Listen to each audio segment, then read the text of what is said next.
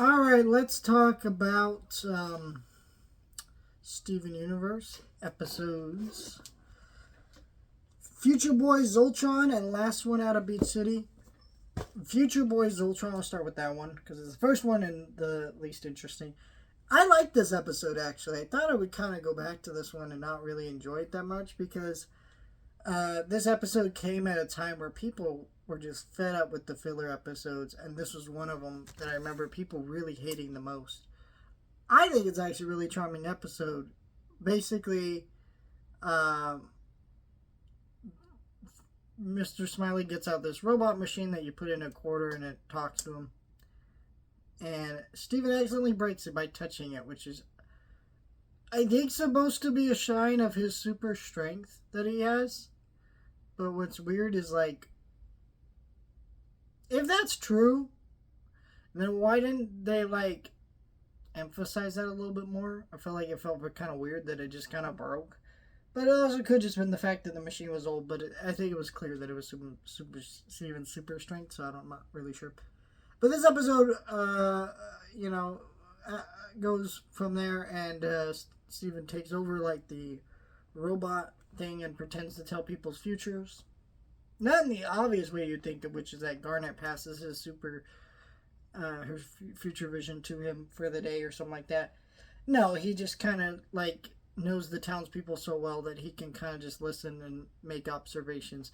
What I find funny is Lars and Sadie's one where, like, he literally knows their names and they freak the fuck out, which is really funny. So it's a very charming episode in that regard with those gags. But where the episode takes a turn is there's this guy, Mr. Frowny, who comes up and he starts putting in quarters, asking it questions.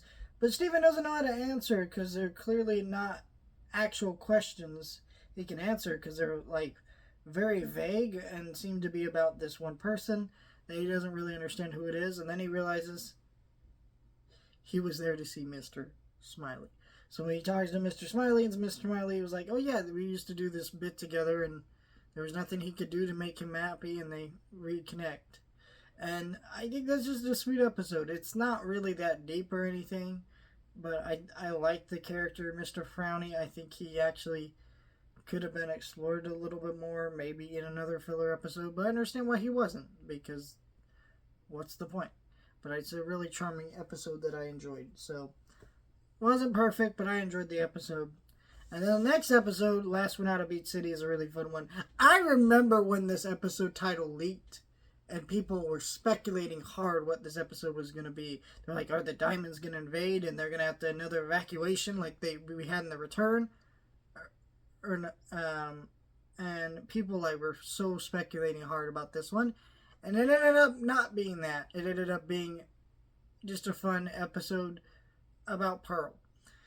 Basically, Amethyst was supposed to go to a concert with Greg, but because he had something to do, he couldn't take her. So Pearl and Steven are sitting there and they're like, let's go do that. And so they go to see Steven. Or goes to this concert, I meant to say.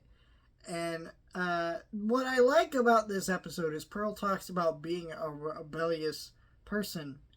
And Amethyst and Steven seem a little dismissive of, more so Amethyst, but I think what's funny about that is, like, yeah, she was a fucking rebellious person. Because she was a rebel in, like, a little rebel battle against the authority figures. Like, it's a different kind of rebellious, but obviously Pearl has that spirit in her by nature, I mean, Pearl kind of reminds me of a character that would be, like, protesting the Trump administration now, or even, like, a character would be protesting, like, in the 60s, right? That kind of spirit of character in this episode. And so, like, I think it's a really interesting exploration of that character in that regard. That's really well written. And, you see this girl show up and Pearl tries to flirt with her and they meet her at the concert and she gets her number and stuff. I wish that had been explored more on the show. I get why it couldn't have been because, I mean, Rebecca Sugar had to fight to get to any LGBTQ representation in the show because networks were just not having it. And I think she did a really great job here with what she was given. But it's like, man, people really wanted this character to come back and actually be given a name.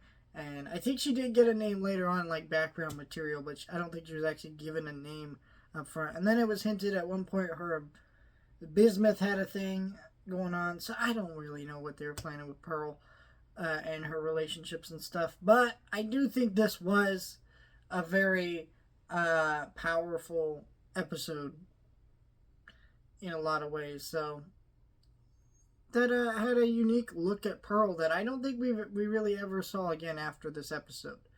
But I think it was also important for Pearl's character arc overall in the series, in the sense that it reminds us that this character, yes, is a rebel and has a rebellious spirit, and you see that in later lines of dialogue that she has. I think it was finally important for Pearl to finally acknowledge that side of herself so she could be who she truly is.